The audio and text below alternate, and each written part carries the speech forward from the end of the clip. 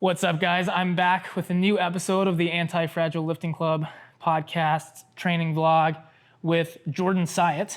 Jordan is personal trainer, online coach, content creator. He does a lot of really cool things in the fitness space.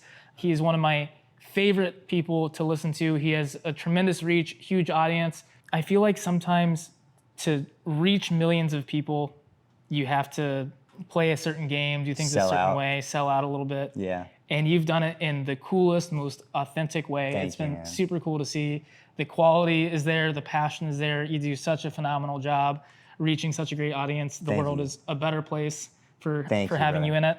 Thank you so much for taking the time out of your busy schedule to work out with me. Super looking forward to it. We're gonna work on some strength stuff and then segue into some mobility work. Jordan has been working on the splits a lot this year. So he's gonna take me through some mobility work, super pumped for that. Stay tuned for our workout and to get some wisdom from Jordan. I'm personally, like, after traveling and like sitting a lot on a plane and stuff, I'm a little tight and stiff today.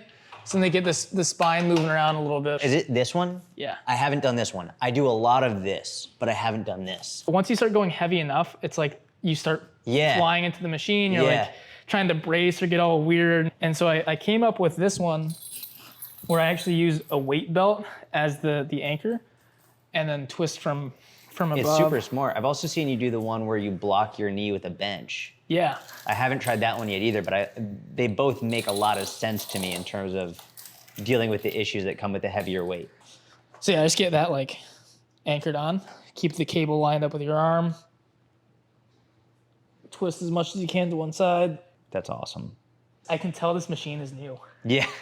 It's like, because it's so smooth. It's so smooth. Yeah. It's nice because it's not having so many reps done on it every day. I bet I can go heavier than usual on this without the friction. Should I try lighter? No, you'll be fine. Are you sure?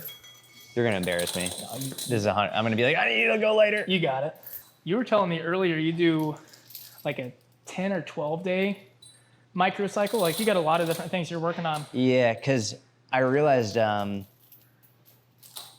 I want to fit everything in, and if I try and fit everything into a week, like if I had 3 or 4 hours a day to train, I could do it all, but I don't. So like, in order to fit everything in, while also being a dad and everything, I want to be able, like 10 to 12 days allows me to fit it all in. Is it ideal? No, I'd rather fit it in a little bit less time, but it still allows me to get plyos in, sprints in, strength in, mobility in, all like zone 2 and all that stuff. So it just gives me a little bit more leeway.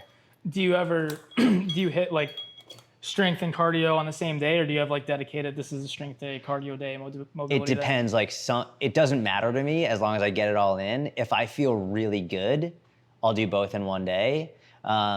My sessions are usually at night. So usually I work out 10, 11, or 12 once my girls are asleep. The day is work from 4 until 8 is family time. And then after that, I'll have like an hour to relax and then I start working out. If I have a day where like a podcast is canceled or something, I'll get a workout in like around this time. Yeah. And so then I can maybe do 2 sessions. So maybe like a strength session now and then cardio later. So sometimes I'll do that. But usually it's just one modality in a day. So wide stance or? Relatively wide stance. If we got to shorten the belt up, we can. Fuck, sorry. There we go. Oh yeah, that's exactly what we want. How's it feel? Dude, it feels great. For me, the thoracic rotation just feels so fucking good. Oh my gosh. Yeah. Yeah, I like that a lot. I'll usually go, depending on where it is in my session, 1 or 2 warm-up sets and then just like send it once. Okay. When I go heavy on core work, I don't know if you've had this experience, but I find that when core work is actually challenging, I don't like going high rep because you get so out of breath. Yeah. Like, yeah. It's just, and then it's hard no matter what. Like even if you're underloading it from like a true, muscular failure perspective, you're still so out of breath. Yes. It's brutal. So I like to warm up a little more generously with core stuff and then go like as heavy as I can tolerate that makes sense. for the work set. Okay, you have a slight bend in that top elbow. I was feeling it and I was like, fuck, am I doing it wrong? But I think it makes sense. You have a slight bend in the top on the way up. Yeah. And you really come super far. I don't think I was going far enough. Yeah, and you can change your position a little bit. Like if you move away from the cable, you'll get a little more short range resistance. Yep. If you stay real close, it's a little more lengthened. So like here, this position, Yep. it feels heaviest there. Yep. If I come out here a little bit, Oh, yeah. I have to fight a little. Now it's really hard right there. Interesting. That makes sense. And that changes the load you can use. Got it. Like if I do that really close, I can go really heavy. Yeah. Because I'm stronger in that full stretch. But if I go out there and it's a little tougher through the mid-range. Got it. I can't do quite as much weight. That makes sense. Okay. And when you send it, are you just going to failure? Yeah. Regardless of reps? Yeah. I'll pick something I think I can get between 5 and 10 and just see what happens. Got it. Cool. And do you write your own program? I do. I would not be very coachable. I really wouldn't. I'm just. You'd be questioning everything. And It's not that. It's not the questioning or the lack of trust. I like control. Yeah. And I like flexibility and freedom to like get in and be like, I don't feel like doing that today. Yeah. You know? Yeah, and you don't have to explain like, this is why I did this. Yeah. Okay. Yeah. There we go. Yeah. Yeah, a little bit of bend in that top elbow is fine, but it gets tempting when it gets heavier to start hugging the handle, which I try to avoid. That looks good though. Yeah, it feels really nice. I'm always looking for great like rotation exercises that help drive that rotation. I've been doing it even on the seated cable row, where I'll row in and I'll let it pull on a single arm seated cable row. But this one, oh my gosh, dude, because you're so stable here, it really pulls you into that. Feels so nice. You really can't mess it up too bad. Yeah. And I actually like the seated cable row on the ground better than on the bench because it allows I feel like Jefferson rows are easier. Yeah. The rotational rows are generally easier when you're stable on the ground. Yeah, for sure. Yeah, you get that feedback of where your hips are. Is this the send it set? This is the send it set. You made me hesitate. Now I want to go a little bit heavier. I'll usually go anywhere between 85 and 100. Okay. For this right now. And how many reps are you shooting for ish? Anywhere between 5 and 10. Anywhere in there. Okay, cool. Yeah. Based on how I feel today, I chose the lighter end. But this machine is nice and smooth, so maybe I should just go. Just do it. All right, we'll might as well. We'll full stack it and see what I can get.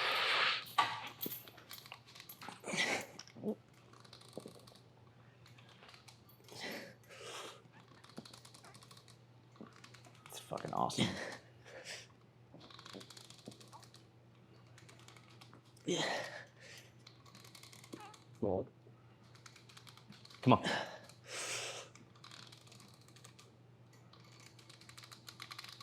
Yeah. Come on. Damn. I thought you were done at 5 and you went for another. That was crazy. Yeah, I gotta let the blood pressure come back down a little bit. Dude, I got lightheaded after the last set. Yeah. I'm not anti-Pilates, so I'm just gonna put that out there. You have to start.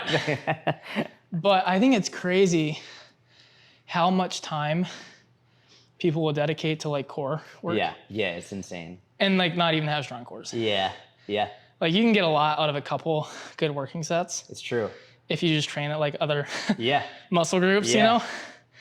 So yeah, people doing a whole hour core, I'm like, fuck that, dude. I don't know, dude. I remember in high school doing these 7-minute abs. Yeah.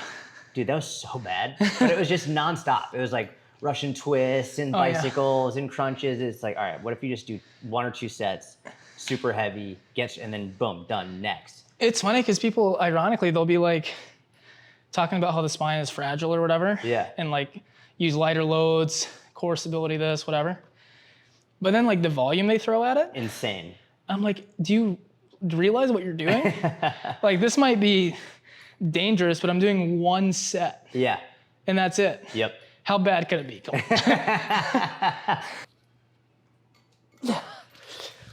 That side seemed easier. It is a little bit. That's your stronger side? Yeah, it's my dominant side. I grew up playing baseball and tennis. Yeah. I put it on 62.5. Yeah. See what happens. If you chose too light, you just got more reps. I'm so glad it's warm out here, dude. Dude, I love hate lifting when it's like in a cold. It's the worst. It's the worst. Yeah. It takes so much longer to warm up. It does. And then it's easier to cool down. Dude, it's heat. It's the best. Yeah, I feel like so much warmer and better within. Yeah. Like we haven't hardly done anything. It's great. Gonna make me move to Texas. That's what I'm saying, man. That's what I'm saying. You know what? Can you put it up? Oh yeah, that's what I want to hear. Let's go 2 more. 2 more. We'll go 72.5. Okay. Hopefully I don't embarrass myself. You gotta do.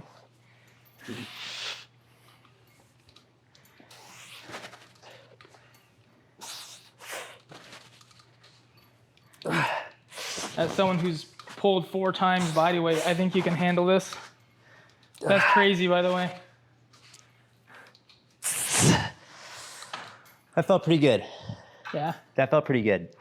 I think I had more, but Yeah, you had another few, but I think that was good. that was good for today. That was I think. enough. Yeah, Yeah. I feel stimulated from that. Yeah.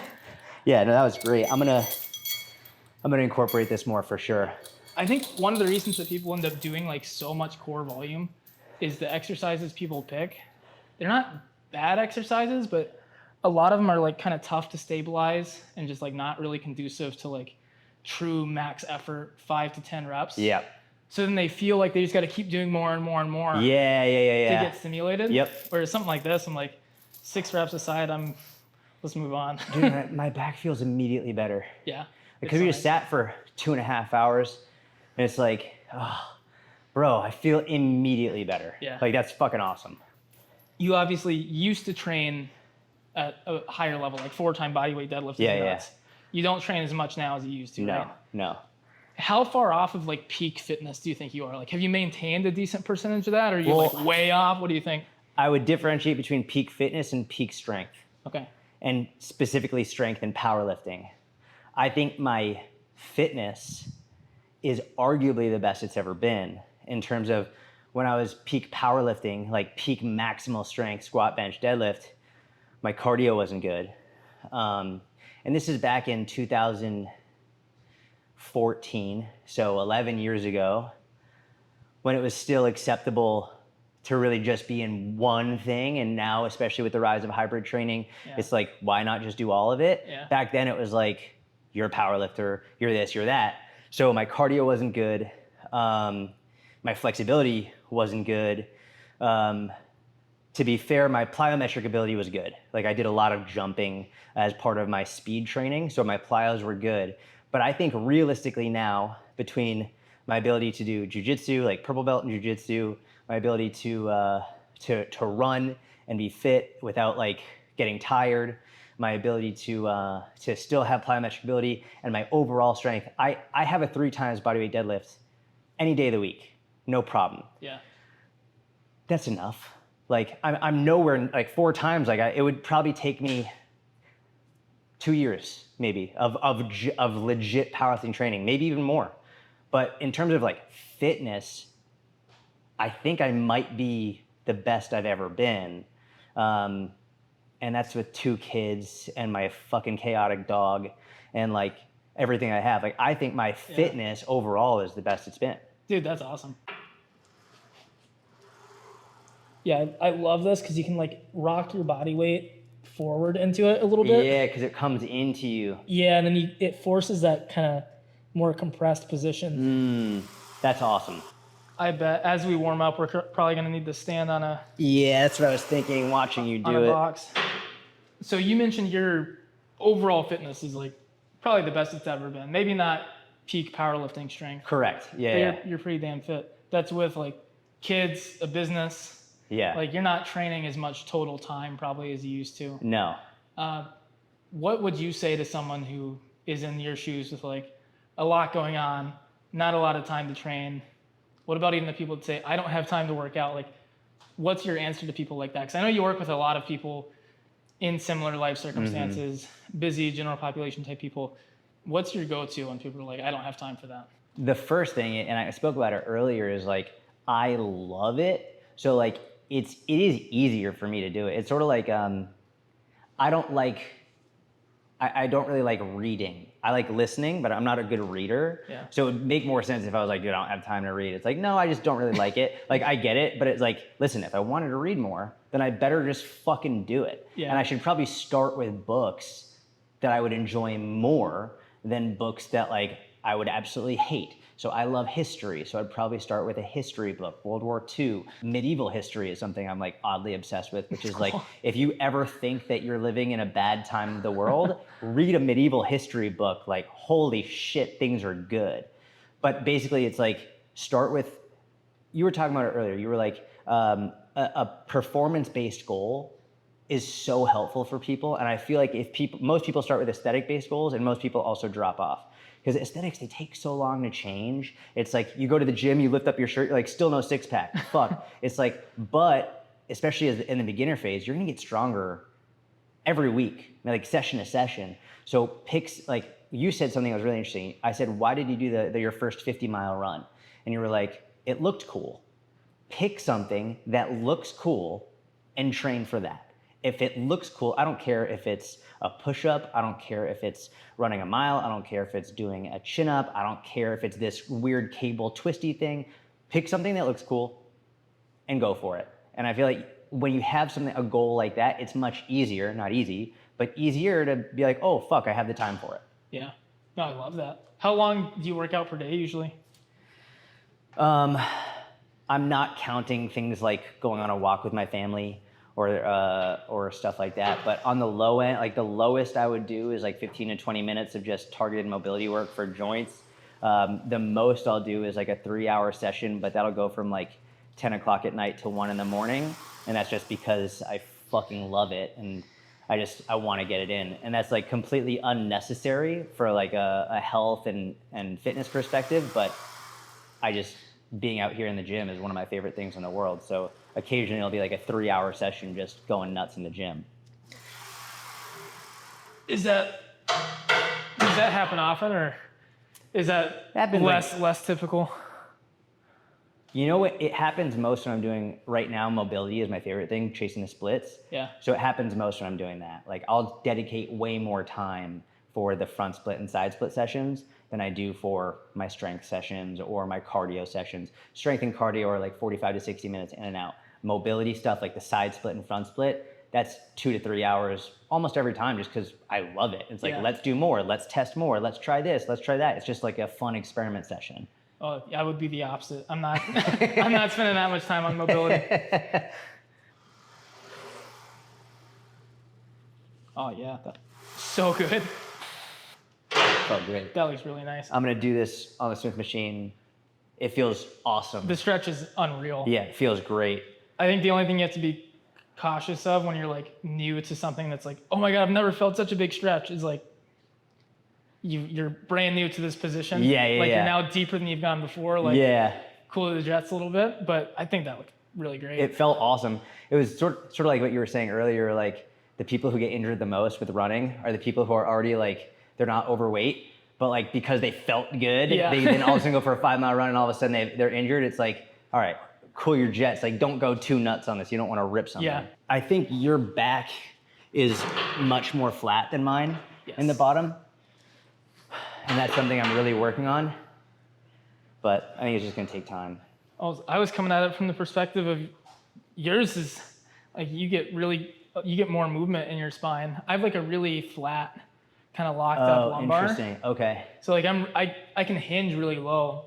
I get more relative motion like out of my hamstrings. Yeah.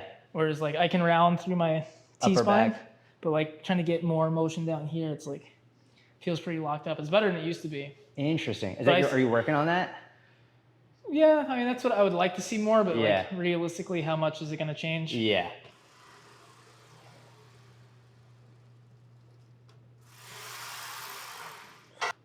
I'm super happy you're here, man. Like, it's cool, like, to have been watching you do these on social and be like, oh fuck yeah, we're doing it together. Like, it's really exciting to have you here. So thank you for coming out. Of course, dude. Yours look awesome.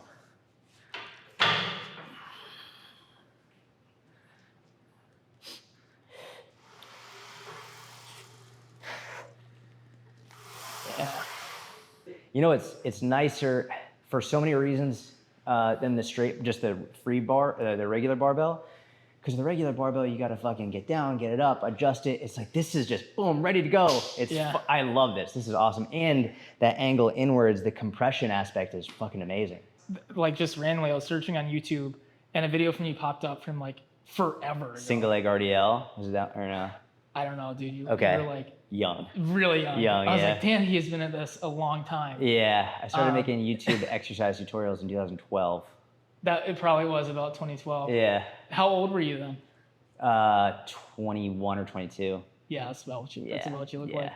So even at this a while, but anyway, I clicked on your profile and I was like, he's at 1 million followers on Instagram, which is pretty cool. I know it's like it's easy to get caught up in the number and like it doesn't matter, but also it does. Like there's real people behind those accounts. Every single one. Yeah. To me, it's like a huge like honor and privilege to like have that reach and that audience. Like yes, yeah.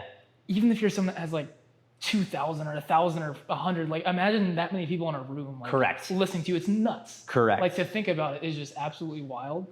So at 1 million is crazy. I'm just curious, like one, I kind of asked you already how long you've been at it, but like, what does that journey look like? Did you go into it with the goal of like becoming Insta famous and that kind of stuff, or like what motivated you to get it started? And like, just tell me more about the journey. Well, so to start, I think it's important, like what you said about imagine having 50 people in a room. Most people are like, oh, I've only got 200 followers or 2,000 followers. I'm like, if you have 50 people in a room and you're talking, most people are gonna be scared shitless. So relax. Then imagine, let's say you've got 2,000 followers. Let's say you get 50 of them to be clients, paying you 200 to 300 a month from like, that's an amazing life. Yeah. It's an incredible life. Like people undervalue the individual behind the follower just because they want this number to show people. It's a game in ego and it's not good. I started making online content in July of 2011, just my website articles. Instagram, I don't think existed yet. I thought I was going to open a gym, and I was watching people like Eric Cressy, Mike Robertson, Pavel Tsatsouline, or whoever it was, writing articles, Dan John writing articles, and I was just like, I want to be like these dudes. Yeah. So I started writing articles, and just like I trained at Westside, and Louis was like a father to me and just incredibly kind, and I just wanted to help people in the same way that these guys had helped me. And then I made free content for 2 years, every single day. And then randomly one day, a woman from Brazil emailed me and was like, how much do you charge for online coaching? And I was like, I don't know. And I just said $200. It didn't say a time frame. I was just like $200. And she was like, cool, how do I pay you? I was like, I don't know. And so I was like, Google online payment systems, and I found PayPal. And I sent her the link, and she sent me $200. And I spent an entire weekend in a coffee shop in Newark, Delaware, where I went to school. And there was a coffee shop called Brew Haha. And I was like designing the best program. I was like, can't believe this woman just paid me $200. Like, I need to make the best program ever. And eventually, like, people started to follow me more and all of that. But it was never about I'm a personal trainer. Yeah. Like, all my neighbors, they just think I'm a personal trainer. Like, I don't tell them anything about me. One of my neighbors found a Bulgarian split squat video of mine, and she was like, fucking personal trainer. Like, you're not just a personal trainer, but like, I actually like just to tell people I'm a personal trainer, because if they don't know about some social media and stuff, I get to see how they actually treat me. Yes. And that tells me all I need to know. Because if or when they find out about what I do and my social media presence, if they change how they act towards me, fuck that. Yeah. I know all I need to know just based on when I tell you I'm a personal trainer, that's it. That's all you need to know. And that's enough. That's huge. I think it's a lot of people want to lead with like making themselves sound like the full package, or maybe even more than they are. But yes, because they want so sick, bro. That's sick. It's like, for what? Yeah, I mean, that's a sidebar, but like I always pay attention to how people treat like the server or barista, or like it drives me up the wall. Yes. Like when people are rude to wait staff, I'm like, what the fuck is wrong with you? Like, correct. I can't say that's like I'm married, but like when I was dating, that was one of the first things I'd look at. I broke up with a girl because she wasn't saying thank you to the doorman, like in a doorman building. Yeah. She wasn't saying thank you. I get it. I was like, done. Yeah. A human is opening the door for you and you just walk right in. Like, thank you. That's all you have to say. Yeah, that's huge. Well, one, congrats on making it to where I'm sure you get that all the time. Thank you. But it is a huge accomplishment and super fun. What I found is that like a lot of people, like you were talking about, getting your first $200 and you're like frantically trying to put together the best program. I think we all have that sort of zest and like passion for it at the beginning. Mm-hmm. But it's like, it's a tough industry. It can become tiring in ways, it can become monotonous in others. And I see a lot of people kind of fizzle out and like, there's not always a lot of longevity in the industry. At all. So to see someone that's been at it for as long as you have, like 15 years, and still crushing it and clearly still passionate about it. Yeah. That's amazing. I'm curious if it's just like, if the passion is just there because of how much you personally like training, or like where it comes from. Like, how have you stayed so engaged for this long in an industry where most people after 5 years are like, fuck this and become a realtor? Well, number one, I think, and I'm gonna get a lot of kickback for this. I think most people who are like, I'm gonna go be a realtor is because they think it's gonna be easy money. And I think a lot of people do that with personal training. They're like, it's gonna be easy money. Or they start coaching because they like working out and they think coaching is like working out. It's like, nope, it's not at all. You're an educator and not everyone is like you at all. I think for me, the number one thing is I love learning. I love it. And it's like, that's one of my favorite things about jiu-jitsu. It's one of my favorite things about, I like reading history, like that's why I like the podcast. I get to learn from people. Yeah. And it's people like you who I consistently learn from that keep me excited about it. It's why I always hire a new coach. Right now, I've been working with Lucas from Range of Strength for a year and a half. Awesome, dude. Shout out Lucas. And I worked with, is it working? Yeah. It's working. I worked with Alex Viata for like a year and a half. I'm always hiring new coaches because I learn every time. I think if I stop actively trying to learn, I'll lose my passion for it. Yeah. You know, it's for me, the best part is learning. It's just fun. Like, I like to learn more. And if I get to a point where I'm okay with whatever knowledge I have, then I can easily see why someone would burn out. There's like, how many fucking times are you just gonna, you can't read the same book over and over and over and over and over again. People are gonna be like, well, the Bible. It's like, fair, respect. But like, after a certain point, like, you're not just reading the Bible, you're learning different stories about how different people interpret the Bible. It's like, it's the same thing. Like, we could know how muscle grows, but hearing different interpretations, different stories, learning different exercise techniques, repetition schemes, whatever it is, like, you always have to keep learning. That's like, at least that's how I stay passionate. I love your answer because I think that's super important and like really fundamental to how to stay in it for the long haul. Because I think a lot of people, when they reach a certain level of success or knowledge and they become educators and coaches, they like think and or act like they have it all figured out. Yeah. And they stop learning and then they wonder why they're sick of it. Or like, you can tell like through their content that they like have a disdain for their audience and their clientele. Yeah, like, you guys are all so stupid. I'm like, dude, what? I don't understand people who follow them. Yeah, I don't know. It's sort of like I remember there were kids in friend groups in like high school. That one kid who would just get picked on by the friend group the whole time. But they would always want to be in the friend group.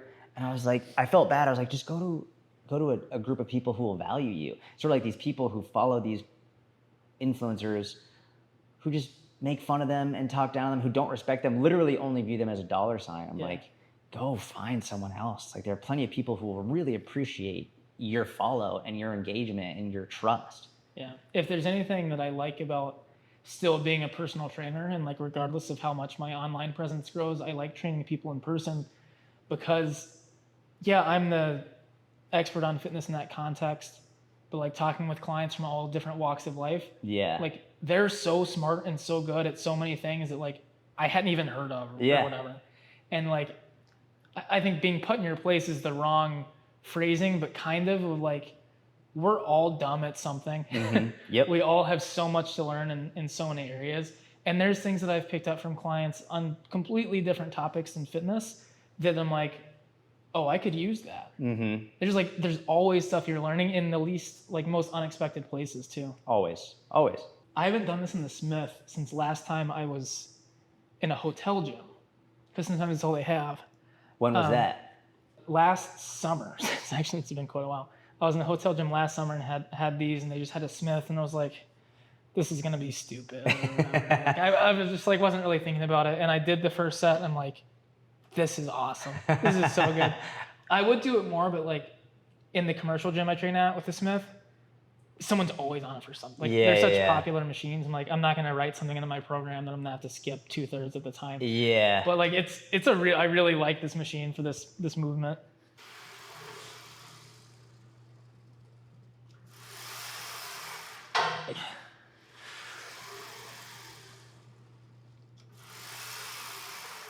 Is that a work set? That was good, yeah. Cool. Should I stay here or should I lower it?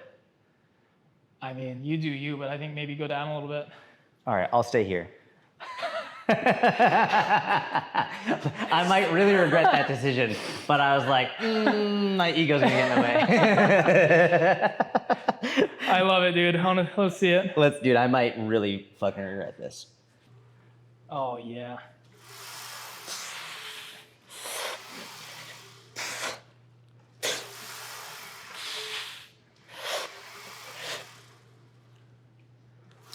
Yes. Dude, Let's go. I love that. You're just fucking with me. You're sandbagging. That was good. I'm so glad that worked. I'm in no rush to do that again. Sometimes when I'm at the gym by myself, I don't usually do this when training with other people, but I'll superset like some of the little things. Yep. Like maybe I'll work on like finger strength for climbing, Oh yeah. or like just like some of that kind of stuff I'll put in as like a filler. Yeah. It's a nice way to like not just stand around for 5 minutes, but Yeah, also yeah, not like tire yourself out. Yeah. What do you do for finger strength? I like, my favorite is like I'll either kneel or be on a bench, but like almost like a preacher wrist finger curl. Yep. Or like really get it out in the fingertips. With the dumbbell? Yeah. Okay. That feels good. So I do a lot of that. I'll do that when I mentioned on the podcast. Yep. The manual resistance on the Yeah. wrist extension feels good. And sometimes I'll drop in my like neck exercises. Yeah. Between like heavy stuff. Those are like the main 3 fillers I like to do.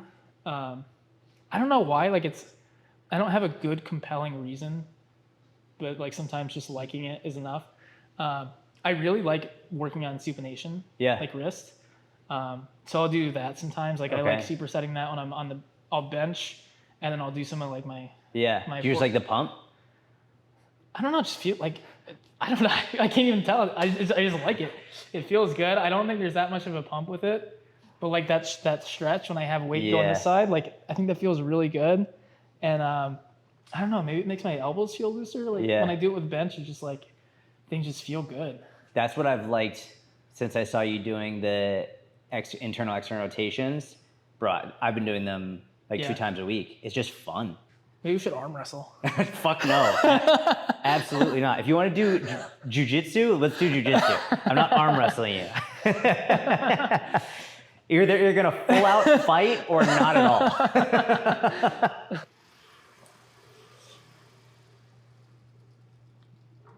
Fuck, man. That looks amazing.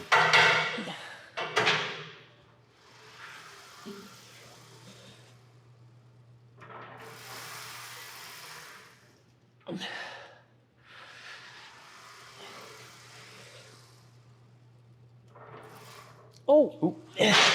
That moved. I've never even thought about that being a potential complication. Note to the audience. That could be a sticky situation. Yeah.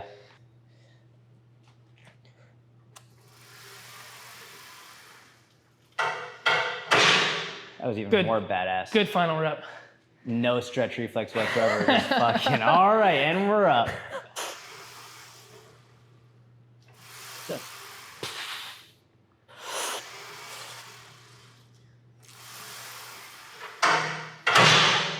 Nice. I know people with like low back stuff, they're like sometimes more load conservative. They get worried about like 1 rep maxing a Jefferson curl as opposed to like a lighter set of 8 to 12. But to me, I feel like I like the heavier loading, like just a good set of 3. Yeah. I don't know if it's because the reps are longer and like even just 3 reps is like still like a 20-second set or something. Yeah. But, or maybe it's I can just stay focused and like locked in for only so long. But I usually stay in like 3 to 6 on those. Like I've tried doing like sets of 12 For the Jeffersons? for the Jefferson. Fuck that, dude. It's too many. Fuck that. Absolutely not. And I think that's one of those things. It's like mechanism and theory versus like in practice. Yeah. Of like, if you haven't done it, I could see why you would think, let's do it lighter for sets of 12. Yeah. But then when you do it, you're like, fuck this. I'm No, not doing that. and especially like basically any deadlift variation, I'm not going over 8, and that's high. Most people, I can get them to push harder and train closer to like true mechanical failure with higher weight, lower reps. Yep. But some people are the opposite, where like, I have one client, she has a history of some knee pain and stuff, which could be part of it. But if the load is too heavy, I think she just mentally freaks out Yeah. and she won't go to actual failure. Scary. Like, it's scary. She's like, no, that's enough. I'm like, you could have done 2 more. She's like, no, that's it. Yep. Whereas like if I make it a little bit lighter and she's at like rep 15, clearly struggling, I can be like, nope, 2 more. Yep. And then like make her do another 2 and another 2, and like she'll grind at the end. Yeah. I'm like, that was a set. Yeah. But I can't get that out of her heavier. Yeah. Which I think most people are the opposite, but like sometimes people are just weird.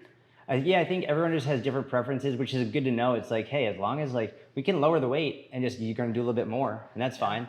I think that's the benefit of knowing we can make it work. It's just going to be a longer set. Yeah. Yeah. It's funny because I find myself almost always like my natural abilities and preferences are lighter weight, higher rep. Like Yep. I love sets of 20 for most things, but not that. No, no, absolutely not. So I guess I'll give a little context on this, because we're going to work on our front splits in a little bit, right? Yeah, if you'd like. And you've been doing a lot of that. Yeah. There might be a couple of drills I want to do before, Yeah. just like for my hip flexor specifically, could just help me loosen them up a little bit. But yeah. My front splits are hit or miss. I don't practice them specifically. But you still have a sick, like you do this in a front split. It's stupid. We'll see if I can insane. we'll give it a whirl. I'll see if I can get there after How some are your warm-up. side splits? They're really bad, especially since I tore my groin last Oh, year. that makes sense. That makes sense. Yeah. And I've been avoiding it. Like I'm like, I should totally work on my center splits. Yeah. Or whatever. It'd be really therapeutic probably. Yeah. But I go to do it and I'm like, Nah. I 100% should. I want a picture of me with my feet up on 2 boxes Yes. or chairs, holding my daughters on each leg. That's literally why I started training for the splits. That would be really That's cool. all I want. I'm sure you've seen the Van Damme lift. Yeah, of course. Yeah. The commercial with him with the trucks. I don't know if I know that one. You haven't seen the commercial of him with like the 18 wheelers? You haven't seen this? I don't think Shut so. the fuck up. All right. Are you kidding me? Unbelievable. Lovely use of Inya too. So I'm glad we get to do this exercise finally on a YouTube episode, Yeah. because Oh, you haven't done this yet? no, not on an episode. Okay, cool.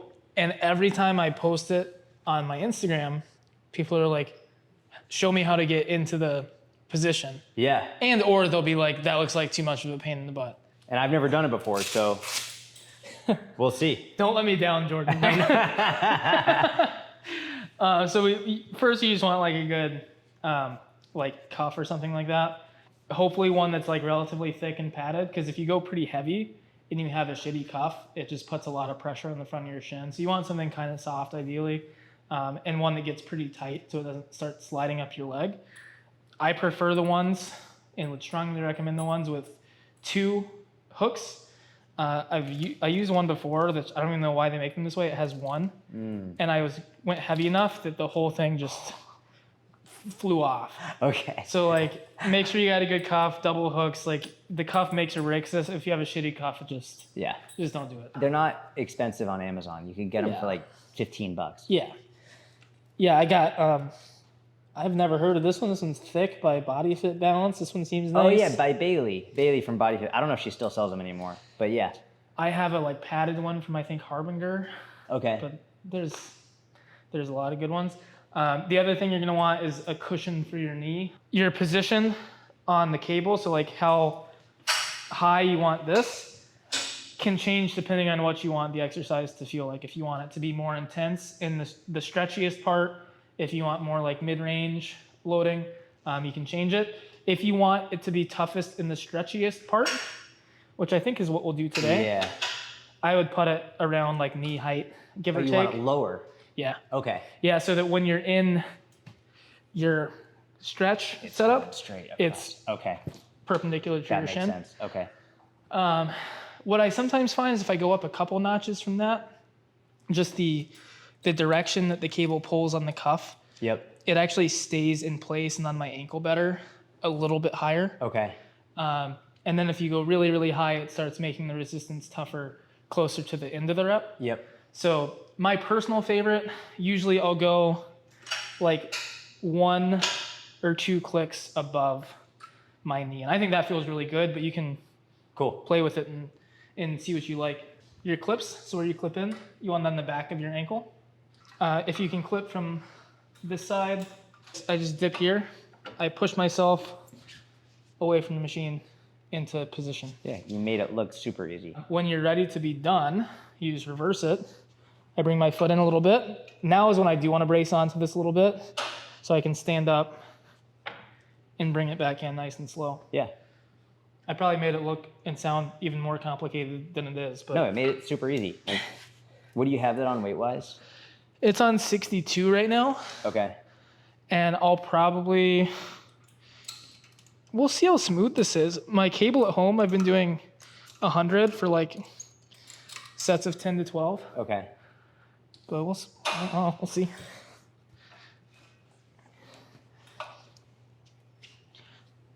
One thing that can be kind of annoying with this is sometimes your shirt will get caught in the cable on the Oh, side. yeah. Okay. So like you might have to pull your shirt out of the way, something like that. Yeah, I'm good with that weight. Yeah, I think so. There you go. Look at that, Oh, that's a great stretch. right? Nope. No? Nope. Oh, that's a great stretch though. Nope. Couldn't even do a rep. So Yeah. that was God being like, oh, you fucked around with the Jefferson curl? Like, okay. What do you think? Let's try 32 and a half just as a warm-up set. All right. It's not difficult to set up. No. Like it's much easier. Oh, that feels so good, bro. Doesn't it? Fuck. That's awesome. Yeah. That's should probably control Yeah, it. control that a little bit more than that. It comes on much more quickly than that. Eccentric's actually super interesting. The way the cable pull is a little bit. There we go. Yeah. My hip flexor is my weakest point for my split. My hamstrings have been totally fine. My hip flexor is the biggest problem, and that feels like an amazing hip flexor stretch. Yeah, I think we're gonna feel really good for the splits after this. You got some work to do. Yeah. I love that though. Like I personally, am always really satisfied and feel really excited when I find something that I'm really bad at. Yeah. I'm like uncovered a new rock or Yes. Yeah. So I think based on where you're at with this, I think you're gonna make quick progress and you're gonna notice a big difference. Yeah. I'll send you a video once I get back to 62 and a half. I'm like, I did it, Dad. I did it, Dad. Well, you sent me a video of the shoulder internal rotation, and you were like not that far along, and then like a couple weeks I later, was doing 30s. Yeah. Yeah, I was super excited about that. That's so outrageously strong. It's fucking scary. you always take like what you have for granted. Yeah, it's true. And like you get used to your own strengths and weaknesses. But I guess having a really strong rectus femoris is good for something. I also saw you doing stupid strong sissy squats. Did you do that yesterday? Oh yeah, I did. You did that yesterday? Yeah. That's crazy. I forgot I did quads yesterday.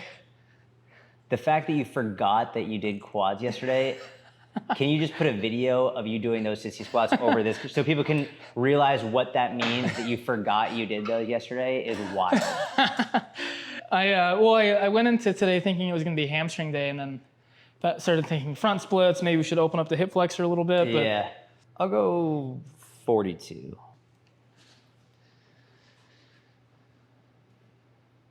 We're trying to get a big There we go. stretch at the top. When I bring it up, I'm like actively trying to bring my heel in further. Yep. Did you max it out? I maxed it out. I'm gonna shoot for. You're such a piece of shit. I'm gonna shoot for 10.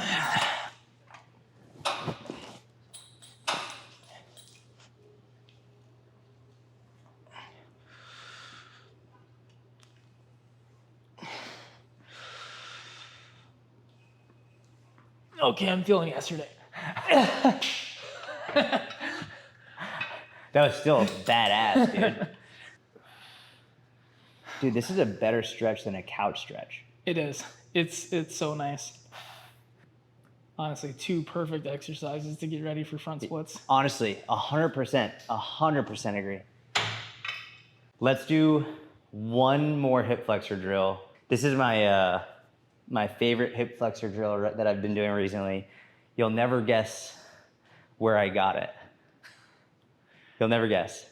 Well, let's see it first. What do you got? All right, I'll show you.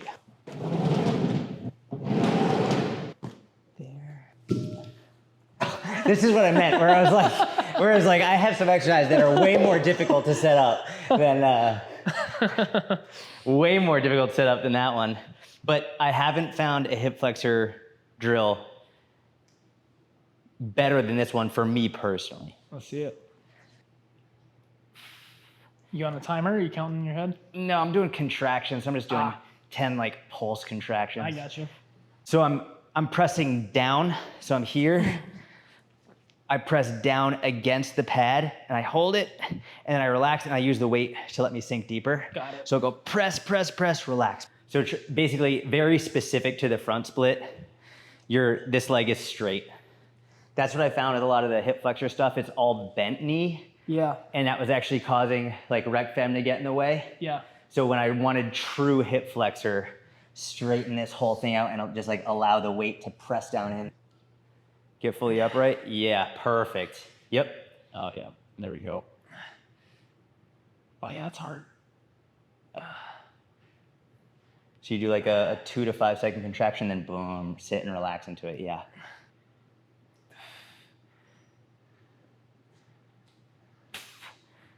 I was talking to Lucas from Ranger Strength about it, who's just been instrumental in all of my mobility work. Like I wouldn't have been able to do any of what I've done without him.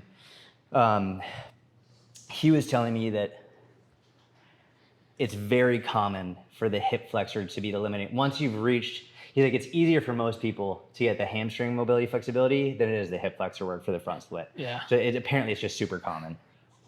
I'm guarded and I'm tensing everything. Yeah. To try to not go there. Yeah. I might have to go less weight. Yep. To be able to relax more first. That makes sense. That makes sense. Yeah, that's tricky for me. Yeah. Yeah. Guess where I got this one? I don't know. Grok. Really? Yeah. So I went on Grok and I was like, hey, I'm like pretty good with the front splits, but I'm not where I want to be. My hip flexor is the major issue. Give me some great exercises too. And it first spits out standard ones. Do the couch stretch, do this. I was like, no, those are like bullshit. Like that's like the common, you just gave me the most traditional answers ever. Give me some fucking awesome ones that are super advanced. Yeah. And I was like, oh, okay. And Grok will talk shit to you. Yeah. And Grok was like, okay, you want that? Here you go. And it described this one. Yeah. And I was like, I'm not sure if I'm fully getting it. So I did it and I took a picture of it and I showed it to Grok and it analyzed the picture. It was like, hey, that's good, but your technique is off. Try doing this, this, this, and this. Try elevating your front foot, blah, blah, blah, blah, blah. Did it. I was like, this is the best hip flexor stretch. That's pretty cool. Yeah, it was wild. I uploaded, and I'll upload it. I just try stuff because I'm interested where AI is going with fitness. Yeah. And like, it's pretty wild. Yeah. Like, it's pretty fucking wild. Yeah. I was testing it a little bit earlier on and was like not super impressed. And then I gave it another go like a couple weeks ago. I just put all my workouts from the last week. I'm like, this is what my training looks like right now. these are my workouts, these are my paces. What do you think I can run Grandma's Marathon in? And what tips do you have? Yeah. And it was like, based on your workouts, we're projecting 241 to 242, which I'm like, that's like exactly what I was thinking. I was like, that's really impressive. That's crazy. Yeah. And they're like, you're obviously training more like a hybrid athlete than the runner. I'm like, you even know that term is crazy, like, first of all. Yeah. And like, based on my training. And just and based on your training. Yeah. That's crazy. Yeah, it was pretty cool. Yeah, man, it's really impressive.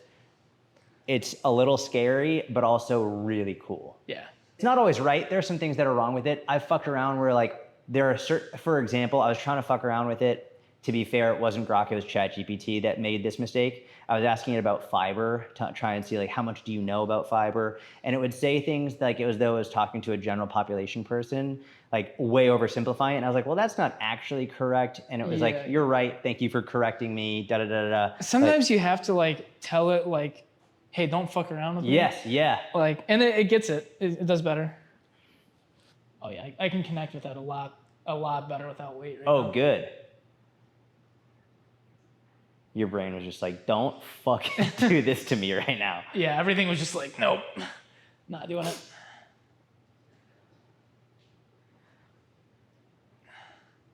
Yeah, and the fact that that I'm guarded so much with the load. Yeah. Tells me I should probably do this a little more. For me, it was literally the first hip flexor stretch I've ever seen or tried that had a completely extended knee. Yeah. Every other hip flexor stretch I've ever done has always been bent knee, which I feel like it ends up hitting more rec fem as opposed to direct hip flexor. Yeah. Yeah, I can tell the difference like here versus. Yeah. Yeah. Yeah, because if that's bent and stretched, it stops you a little early. Yes, exactly. Exactly. Going that extra. Yeah. Yeah, that's way better. That's a body weight exercise for me right now. Have you done front split deadlifts? Well, you have to show me. I'll show you. Let's see it. So the way that I generally progress it is the first set, I'll do it with a block. Okay. And I'll like get lower and lower and lower. Yeah. I don't go right into it immediately. Like I start off. Yeah. It takes a minute. So what made you shift to more mobility focus? Was there like a moment where you're like, oh shit, I'm tight? Or like what's with the shift over the last year or two? I literally just wanted a picture of me in the side splits holding my daughter's or at that point my daughter. Now I have two. I just want to have a picture holding them on my legs in this full side split. Because I was thinking, when they're older and they have their family, they're going to be like, that's grandpa holding me as a baby on his legs. It's like that picture will be in the family forever. Yeah. Like forever. Like kids, grandkids, great grandkids, in every gym that they have, they'll put it up. In their office, they'll put it up. I was like, that was it. I just want to do that. That's awesome. There was no like, and the benefit was, the more I got into it, I was like, dude, I don't know this shit. I'm learning a lot. I'm like, there's just so much I don't know. And it's fun to work with people. And I remember I wanted to work with Lucas because he's not just mobile, he's strong as shit, dude. Yeah. Like he's jacked. This dude is doing the splits. He's doing crazy like side bending and like, he does crazy shit. And I was like, that's who I want to learn from. Yeah. That's it. Well, and there's a lot of not great information out there. Like speaking of fitness, misinformation and stuff, like I'll have more questions for you on that in a minute, but I feel like the mobility and like stretching stuff, like some people are just really bad with that. And like they either just don't know anything. Yep. Or it's super dated, or it's just the whole like stretching is a waste of time, just lift. Yeah. And it's like, but can you do the splits? No. Yeah. I want to, like, it's a fine goal. So yeah, that's interesting. Lucas is great. I think he's one of the biggest and best voices in the space. Yeah, he's amazing. That. Him, and then also like watching Juji Mufu. Oh yeah. Bro, like I was watching him, I think it was the Van Damme deadlift. Dude, it's an absolute freak. Dude, it's insane. Yeah. It's just like, I want that. I don't think anyone looks at someone doing a split and is not impressed. Yeah. It's always impressive. It's like, cool. So if I can deadlift triple body weight and do a split and run a sub 6 minute mile And like, if I can do all of that, like, bro, it's fucking awesome. There's a lot of genetics blaming that goes on in fitness. A lot, yeah. But I think it happens a ton with mobility work. Yeah. Like, people are like, I just can't do it. Yeah, that's so like, true. But you don't train it at all. You never have. Like, Yes. how do you even know what your genetics for mobility are? Yeah, and those are the same people who are like, you don't need to do any mobility. I'm like, all right, like, what is it, genetics, or do you not need it? Right. So I'll take this, I'll come here, just like this, and I'll just do some contractions. Hold it, put it down, hold it, put it down. So then I'll drop it, and I'll come here. Nice. Hold it. I'll probably go a little bit heavier. When I try the splits like this, I notice like my hips want to rotate and stuff. Like, how much do you allow that versus just like, I don't know, how strict are you with like staying really lined up and everything? So I'll preface by saying, even though I've gotten much better with the splits, I'm not a splits coach. So I don't want to make you think I'm an expert in this. I'm still learning from Lucas. So take that for what it's worth. Yeah. I've worked very hard to not have that backward rotation, because sort of like you were saying earlier, you're super hard on yourself. Yeah. Like, I learned that having that extra rotation in the back leg is ugly in like the gymnastics community. Yeah. And I was like, okay, so I won't fucking do it then. I'll scale it back until I do it right. So I've worked really hard to try and improve that. Yeah. I know there are many people who are more in the strength world who they just don't give a fuck. They're like, whatever. So I don't think it matters that much, but I wanted to be respected in the community who like, this is their shit. Yeah, that's fair. So I've worked harder on it. Yeah. I don't give a shit like how you do it. Just, I know for me in that community, they're like, you're externally rotated, that's disgusting. It's like, okay, whatever. I think the surprising part for me about the split was with the front leg was how much hip flexor strength to lift up actually plays a role in it. Oh. Like, I never really thought about the compression strength of lifting this leg. Mine's terrible. And that has helped me a lot in terms of thinking about lifting this front leg up to get a little bit deeper. Oh, that looks good, dude. I think just having a little more to hold on to will be good for me. Maybe I'm completely wrong. Lucas, if you're watching this, I'm sorry. Yeah, put that there. Dude, that's fucking awesome. That's crazy. That's crazy. That feels pretty good so far. I don't know how much lower I'm gonna get. That's okay. Even if, dude, that's wild that like with no actual direct work on this, you're there. That's fucking stupid. It's all just the Jefferson curl, basically. Jefferson curl, and then that. Just the stuff we're working on today. Yeah, that's it. That's literally it. Was there anything that you learned, like have learned from Lucas or like experientially, that like surprised you or that you were like really wrong about, and you're like, oh wow, I was dumb? I think the thing that has been the most, I'm not going to say the most, but a max range of motion is basically a 1RM lift. Yeah. And so I was assuming I should be hitting a new range all the time. I was thinking I should be hitting, dude, that's insane. That's fucking awesome, bro. I was thinking like week to week, it should just always be improving. But if I hit a new PR, I was like, well, that should just be my new range. Right. Bro, not the case. Like, it's sort of like when you hit a PR deadlift, you're not always going to be at that PR deadlift. Like, it fluctuates, and you're not always going to feel that good. Yeah. So for me, I assumed because it's body weight, it should just always be there. But it's like, even though it's body weight, it's still loaded. Yeah. And I don't think I didn't realize how loaded it was and how much tension there was. And so really trying to slow down and be okay with not hitting my max range all the time, working in that like 70 to 80% range, yeah, and getting the majority of my work in there, and then occasionally going for a tester. Yeah. Which it's exactly like powerlifting. Sure. At least that's how I learned it from Lucas, who also has a powerlifting background. And I can tell I'm probably gonna be sore from this. Oh, really? Yeah. Do you want to stay at that range? You don't want to drop that next time? It's up to you. I'll try it. Okay. Based on what you were doing with the hip flexor stretch, I'm surprised you don't go heavier on this. Or are you trying to not need as much load. That's exactly it. I'm trying to not need as much external load to get into it. I'm trying to pull myself down just with this. Yeah. But I will say the flexibility community is interesting because in this, you know, like there are some people who are just naturally strong or naturally jacked, and it's just like, yeah, I just do this. And like, well, and it's self-selecting too. So like a lot of people into mobility yes, are naturally flexible. They're lax, like they have congenital laxity, they're super mobile, and they're like, yeah, well, I just hang out here for like 10 minutes. I'm like, okay, but that you've always been there, or like you've done this since you were a kid, you've done dance and gymnastics, and it's like they don't understand how much strength it requires, or like they can get down in the position, but they can't control the position. Yeah. So it's like to be able to be on a splits with your legs out and hold it is one thing. It's much more difficult than it is to just lay down flat and have the floor supporting you. Yeah. So a lot of them talk about mobility methods that are more passive in nature, as opposed to I want the active mobility to be able to pull myself there and control myself there. I love strength training. Yeah. So that's what it is.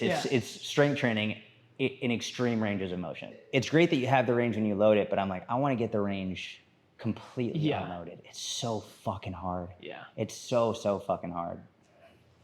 Yeah, with enough load, I've done this on Instagram with the cable. Yeah. I can get my like seated, I can get this, you know, parallel or even above. Yeah. But like to just sit here, like it's like right there. You know? That's where I feel like static stretching can play a big role. Where like, okay, you've loaded it, you can get there with load. Now let's just relax for a minute or 90 seconds. I feel like that's when you notice the biggest, in my opinion, and I might be wrong, but the best time to be able to get into it with less load and just have your brain be more comfortable with it. Yeah. They're like, yeah, stretching doesn't do anything, but like, I've never done it. I don't know anything about it. I've never looked into it, but like, here's why you shouldn't do it. It's like, it's kind of weird. It's obnoxious. Dude, it's really obnoxious. Yeah. And I think a lot of the people who do it, they're like, stretching is bad. And here's a study on static stretching. I hate studies that show that like something acutely made you weaker or increased stress hormones or something. Yes. And like literally all training does that. Yes. Like what are yes. you? Like you're weaker after lifting than you were before you lifted. That's such a good point. Like, yeah. What are you talking about? That's such a good point. But like as far as fitness misinformation and that kind of stuff goes, you do a lot of like debunking videos. And stuff like that. I'm curious about that because I don't do a lot of it, but sometimes I'll like debunk. And people get upset. They're like, why can't you leave people alone? Like, it's like, I don't know. I think it's important to correct people when they're just like talking out of their ass. 100%. I don't. Do you get much pushback the way you do it? Every day, all day. You say people hate fuck me. It. Yeah. People hate me, dude. 100%. Yeah, dude. But it's like, dude, imagine hating you and you're just in here doing the splits. I am so blessed, bro. It's like people are in my DMs livid and I'm just like, sick. It's funny. But I know that what I'm doing is right. And also, by the way, like I make mistakes. And when I make a mistake, I call myself out on it. I did it the other day. Yeah. I made a mistake I was talking about organic foods and pesticides. And there's a pesticide called rotenone, which is an organic, naturally occurring pesticide. And I was like, because I was reading papers that were dated, it said, I said rotenone is allowed on organic crops to this day. It's not allowed on non-organic crops because of how dangerous it is. And then someone was like, hey, just so you know, it was banned in 2019. Mm-hmm. So I researched, was like, fuck, they're right. I immediately made a follow-up video. I was like, just want to let you know, I made the statement. I was incorrect. Here's the truth. I was like, and by the way, it actually made my point even stronger because this organic fucking pesticide that was only allowed on organic crops was banned because it's so fucking dangerous. That's crazy, actually. Right? It was like it worked out really well, but I was like, I made a mistake. Like, and so, it's not that hard to correct. Like, you make a mistake, just say, like, hey, I'm sorry, I made a mistake. Here's the truth. Move forward. So what are some of the things that you get the most hate and pushback on when you like debunk certain categories of information or certain claims? Is there anything that like people get crazy about? Like, it depends on the year, right? It's like whatever's in vogue. So like right now it's seed oils, and red dye 40 and all that. That's like a major, seed oils is the biggest one right now. Organic is always a huge one. It used to be like, carnivore used to be big. Intermittent fasting people used to get really upset about. And like, I'm fine with intermittent fasting, but it's also not magical. So let's not pretend it is. Recently also like round back stuff, like round back deadlifting, like people are really, even deadlifting is controversial. Like there are people who get really mad about deadlifting. That's crazy. You're so mad about deadlifting? That's wild to me. But I found that between fitness, like working out and nutrition is far more culty. Yeah. Like with the nutrition stuff, man, people get like, it's their religion. Yeah. It's their religion. And I know as soon as I see someone puts in their bio or in their handle what diet they follow, I'm like, not gonna argue with that person. Like that's their life. They will die arguing. I'm like, cool, I'm just not worth it. Yeah. It's always weird to me when people put what diet they follow in their Instagram handle. Yeah. Like that means that much to you? That's crazy. It's funny because I've gotten, occasionally I'll post something like a political opinion or something, and like usually get some pushback. Someone will message you that like they don't like what you said or whatever, but like last time I got political, I got a few messages, but not many. Last time I spoke negatively about ATG, it was like, oh my God, you people are like crazier than like fanatical politics people. I believe it. It's nuts. I believe it. And this was it about tib raises? Probably. I think Oh yeah, let's go, baby. There we go. It's not too bad. Dude, that's amazing. Back leg looks great. Hip flexor looks awesome. Try and in the bottom position, lift that front leg up. So really like it's not gonna come up, but try. Just trying trying to make that like neural connection. As soon as my brain fired that neuron, it was like, get the fuck out of here. That's because you did quads yesterday. That was why. Have you ever like looked into debunking a claim or something and then realized that like you were wrong actually? Yep. And you're like, oh shit. Yep. This is maybe a tough question, but can you remember anything Yep. you're like I remember surprised? I think it was 2012. It was about sodium and blood pressure. And I think reducing sodium generally for most people is a good idea, but I was like, this is it. Right. And I was like, oh. And I was like 21, 22, and I was writing an article and I was researching it, and it was like, well, increasing potassium would help dramatically. And like, basically I was coming from at the time, and even now I know there are doctors who are like, you just need to follow a low sodium diet. It's like, well, there's so much more we can do.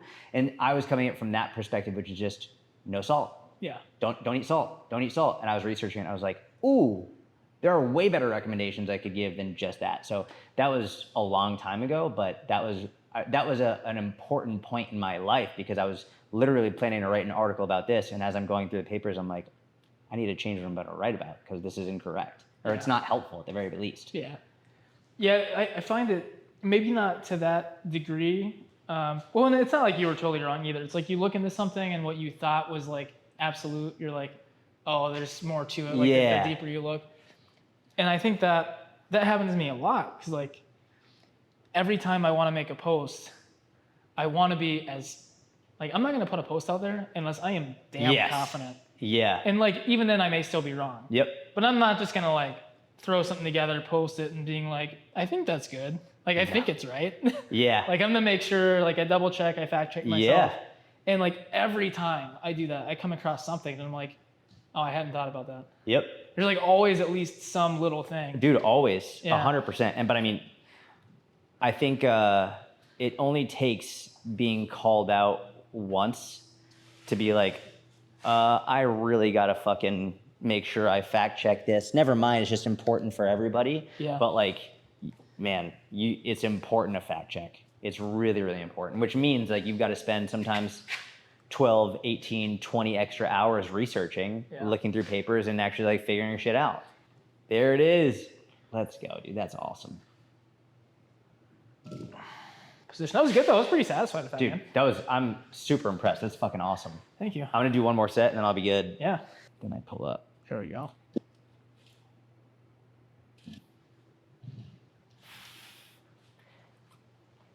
My wife and daughters are home.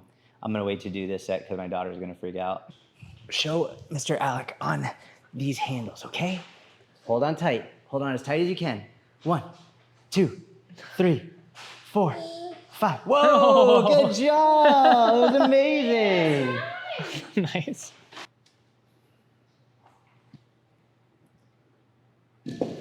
I think you look fantastic. Thank It's you. been really cool to follow along and watch. You're not an old guy by any means, but people always talk about mobility as like you can't progress, like it's for like you have to work on it as a kid or something. Yeah. I'm like, that's so dumb. It's so dumb, man. And it's really self-limiting and it's wrong. And anecdotally, my body feels so much better with a bigger, more controllable range. So I've learned so much. It's just been fun. Like working with Lucas has been a blessing. It's just been great. Yeah. Well, keep up the good work, dude. Thank you, bro.